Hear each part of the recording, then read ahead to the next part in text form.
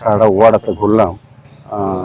সমস্ত বুথ সভাপতি, এখানে যারা কার্যকর্তারা আছেন, বিভিন্ন ক্লাবের কর্মকর্তারা আছেন এবং আমাদের এক্সিকিউটিভ সহ আধিকারিক আছেন, সমস্ত অফিসার নিয়ে আমরা ভিজিট করেছি। আমাদের এই 16 নম্বর ওয়ার্ড আগরতলা পৌর নিগম 16 নম্বর ওয়ার্ড, যেটা থেকে আমি প্রতিনিধি হিসেবে আছি আগরতলা পৌর নিগমে।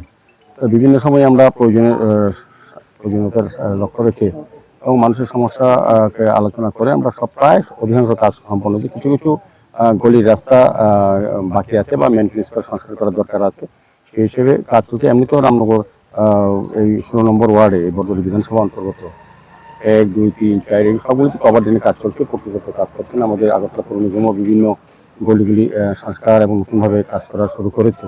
সেই ক্ষেত্রে আমি দেখেছি কিছু কিছু কাজ বাকি আছে, যেগুলি মেনটেন্স করা দরকার, আর কিছু নতুন করে রাস্তা তৈরি করা দরকার, ছোটো ছোটো রাস্তা। সেগুলিও আজকে আমাদের ইঞ্জিনিয়ারদের সঙ্গে কথা বলেছি, আগামী কিছুদিনের মধ্যে কাজগুলো শুরু হবে। আমার মনে হয় 16 নম্বর ওয়ার্ডে সাধারণত আর কোনো কাজ বাকি থাকবে না। শহর জুড়ে বিজ্ঞাপন ডিসিশন নিয়েছি যে বেআইনি যে বিজ্ঞাপনগুলি রাস্তায় আছে, বিশেষ করে প্রাইভেট টিউটররা সারা রাস্তা দখল করে বিজ্ঞাপন লাগিয়ে দিয়েছেন। কিছু কিছু ক্ষেত্রে অনুমতি আছে, কিছু অনুমতি নেই। আমরা অনুমতি থাকুক না থাকুক সবগুলিকে আমি বলেছি যে রাস্তা পরিষ্কার করে দিতে, এবং আমাদের যে লাইটগুলি লাগানো, শ্রীলঙ্কা লাইটগুলি লাগানো, সেই সরকারি পোস্টগুলির মধ্যে বিজ্ঞাপন এইভাবে সারানো হয়, সেগুলো দেখাও যায় না পরবর্তী সময়। এগুলির জন্য আমাদের কানেকশন সব ডিস্টার্ব হচ্ছে, জ্বলছে না।